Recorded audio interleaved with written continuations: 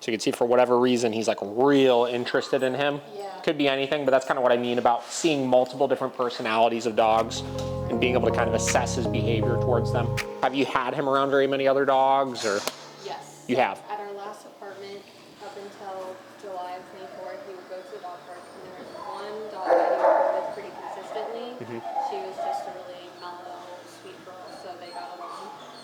But otherwise, you know, interacting with other dogs hasn't been an issue. But in the last year, we haven't tried. Yep. Because of the stranger thing. Yep. I'd be afraid of his owners. Understood. Yeah. Yeah. Okay, cool. So we'll start with the muzzle. I anticipate we'll take it off pretty quickly, obviously, but what I want to do is kind of introduce him to a variety of different types of dogs and see kind of how he does with different personalities and stuff, so we can kind of get a read off if there's certain ones he likes more than others, or certain ones that rub him a little bit more the wrong way, or anything like that. That way we get kind of a nice, fair assessment of where he's at as far as that's concerned. Very good, and I'll take your remote from you. There you go.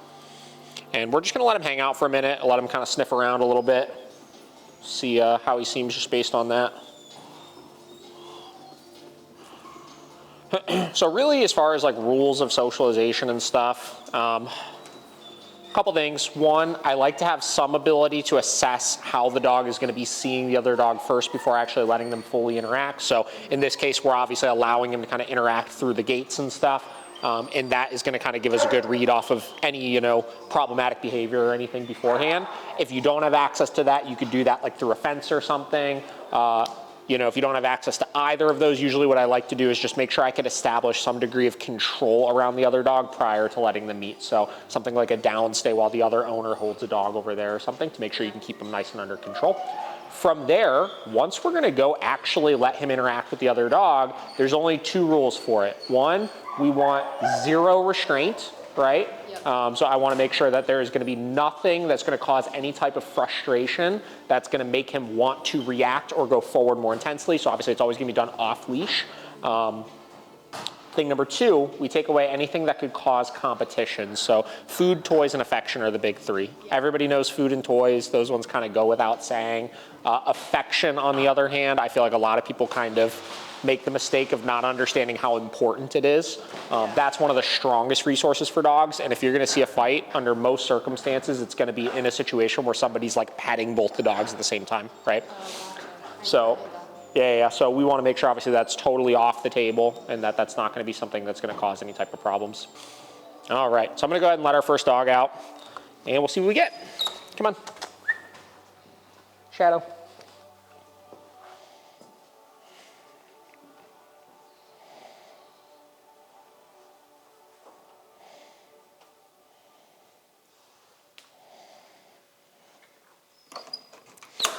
So this is like a super friendly female.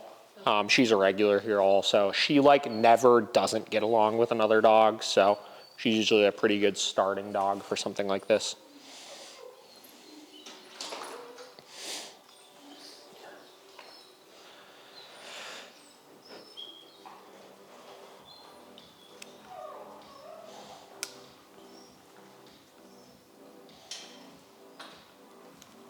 She did a board and train with us when she was just like a puppy.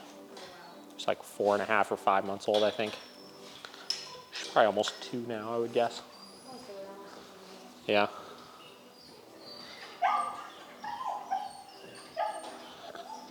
A couple other things when I'm doing socialization. I always just keep the remote set all the way up, just in case, you know. If you're gonna need to correct for something, you wanna kind of make sure you're in a position where it's gonna be for whatever, the highest probability of stopping it. Hello. Here for Kev? Yeah. Get him to you in just a minute here.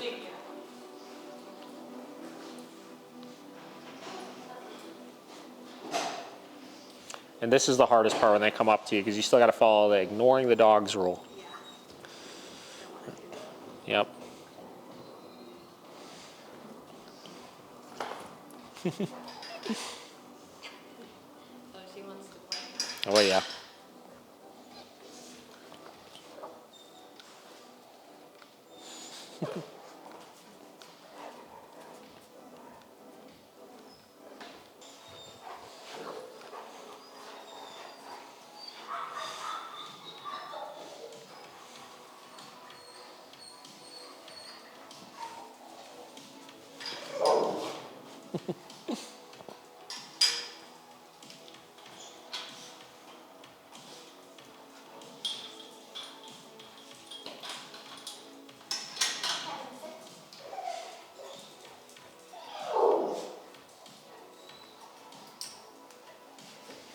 So far so good. A little bit of interest, obviously. Nothing too crazy. He's more curious with what else is going on, obviously. Really? He has to be in the mood for them. Yeah.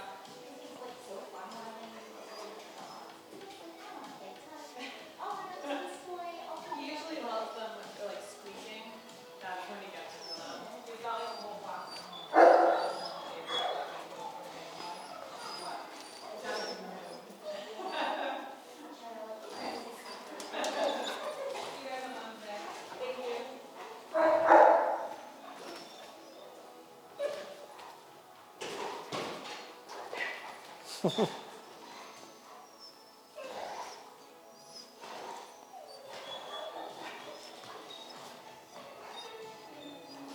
He doesn't seem bothered at all with the muzzle, which is also a really good sign. A lot of dogs will get really distracted with it initially and stuff, so, but he's playing great with it.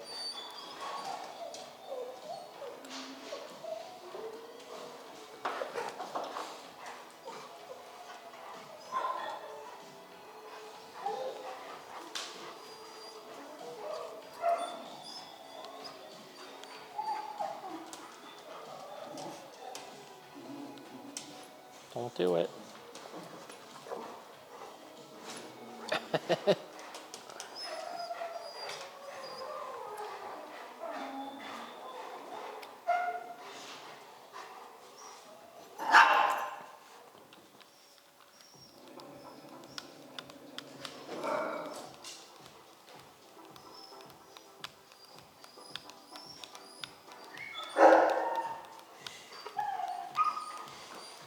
We go ahead and let a couple more guys out here next. This guy over here wants to come out apparently, so we'll pick him. Come on, dude.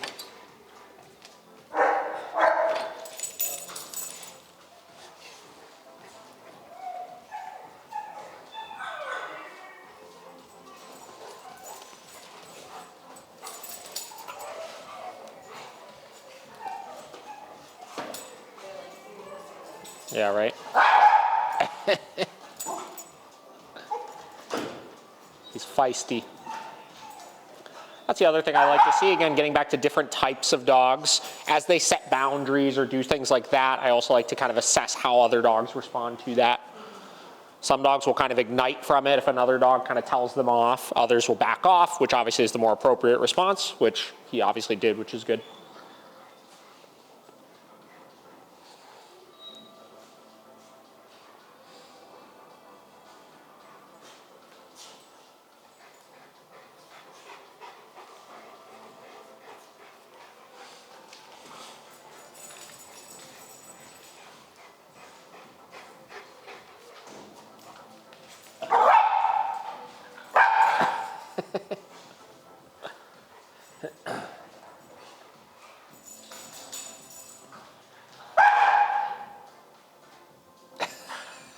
Hilarious. This little guy lives with a bigger dog, like a shepherd mix, like a larger breed. Okay. And I know he just like totally runs the roost at home. So he's used to keeping all the big guys in check. And she's like 12 and she runs the house. Yeah. And then we both there. Hilarious.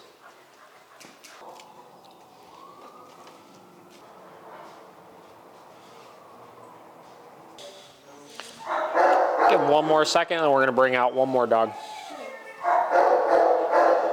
And then assuming that goes well, we'll probably pop that muzzle off then after it.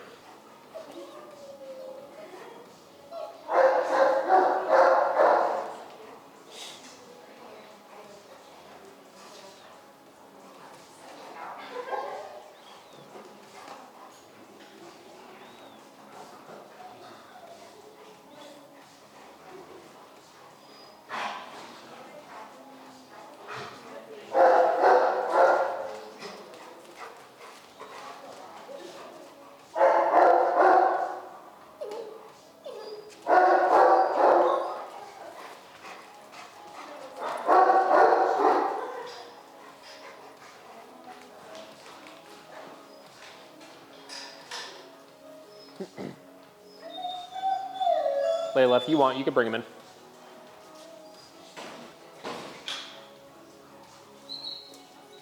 You can just leave him in there and I'll take his remote.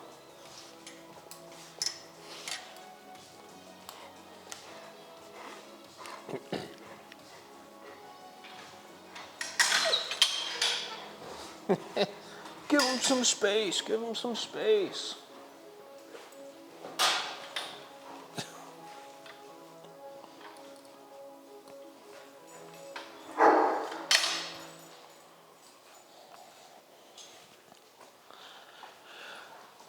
It's another regular.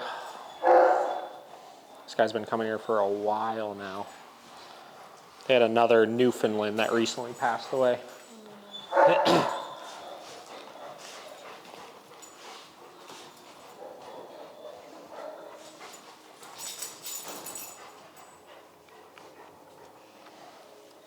So you can see for whatever reason, he's like real interested in him. Yeah. Could be anything, but that's kind of what I mean about seeing multiple different personalities of dogs and being able to kind of assess his behavior towards them.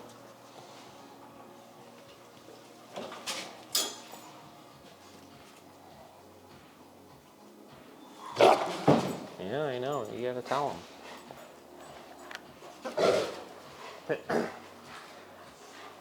And then getting back to like the responsiveness to the corrections, I want to see that when he does that, he's going to back off, not go harder, right?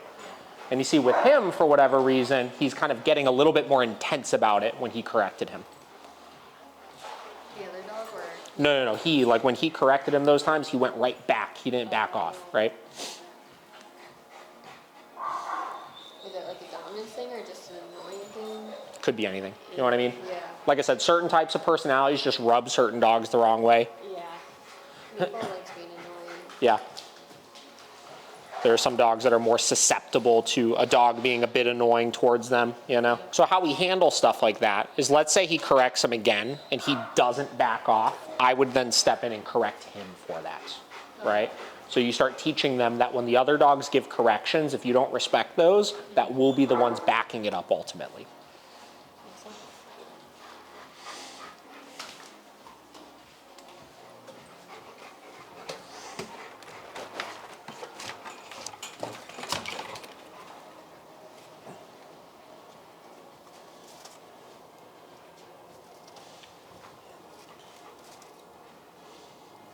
Yeah, you see, obviously, they're kind of marking each other's territory and stuff out there, so. Yeah, it could be obviously a little bit of like dominance or whatever, you know. I don't get super crazy into the why of it. You know, when we're dealing with like socialization, I always say like us as the human, we're just here to interpret all of this. Like we don't actually know deeply what exactly is going on, you know.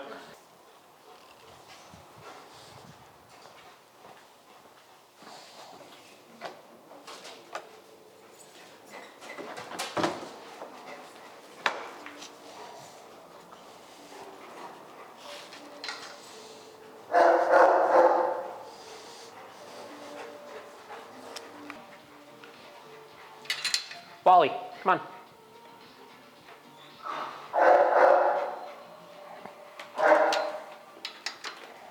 Got one more dog I want to introduce him to here. So just because he was a little funny about a male, obviously, we're going to try another kind of similar temperament one. I'm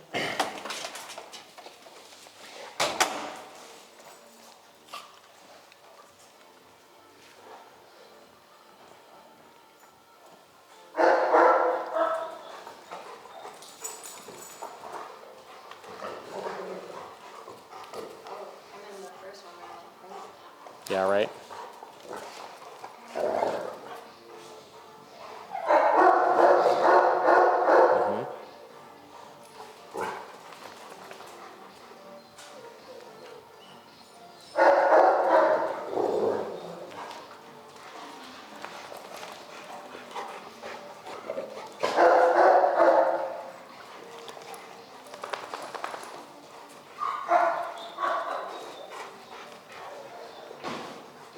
So obviously another fairly dominant male. He's one obviously with a little bit more inclination to try to control himself though. So you see how obviously he was kind of trying to mount on top a little bit and stuff. So I like to see how the dogs are going to respond to those types of things as well. all in all, fine so far. You're good. Yeah. Yeah.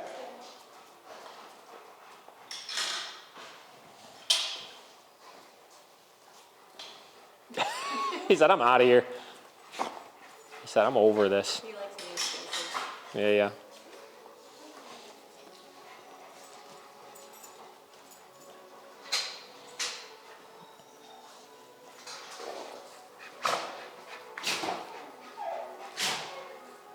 Yeah. It's good. Looks good.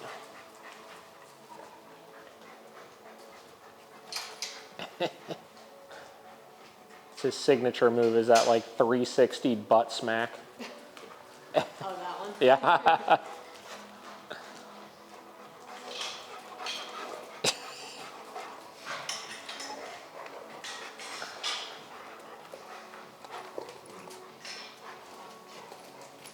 Naples is the head Yeah, yeah. because his neck is so strong.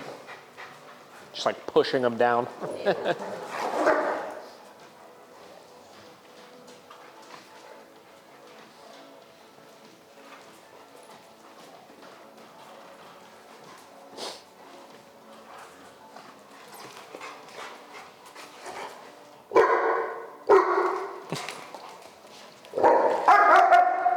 I know, you're being too much, Shadow. Leave him alone.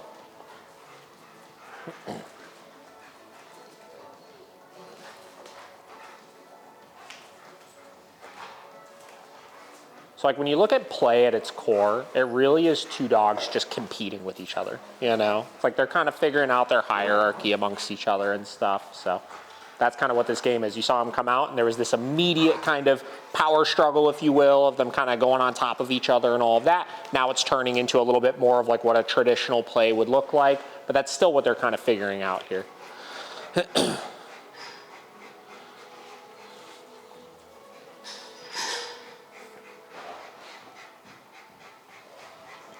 You gonna be tired today, Meatball? Tired today.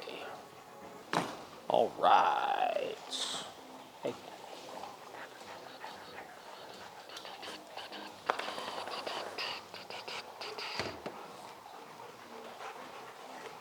Now's your chance.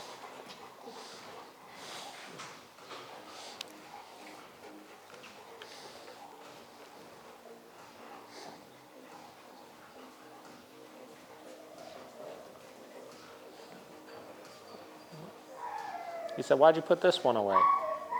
He said, we were having fun.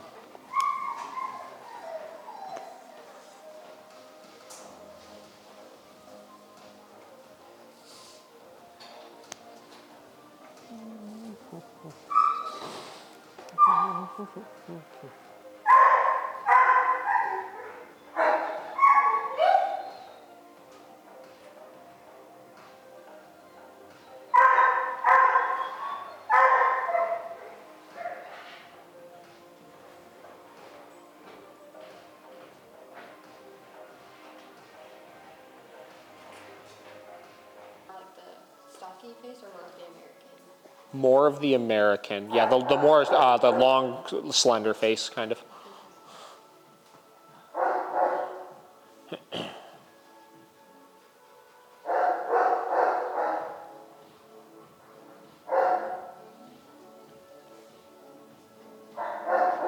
Yeah, I'm not really an expert on the difference in all of them or anything, but yeah, I do know that obviously they have the more like smushed kind of face, or yeah, the like more pointy triangle shaped head. I assume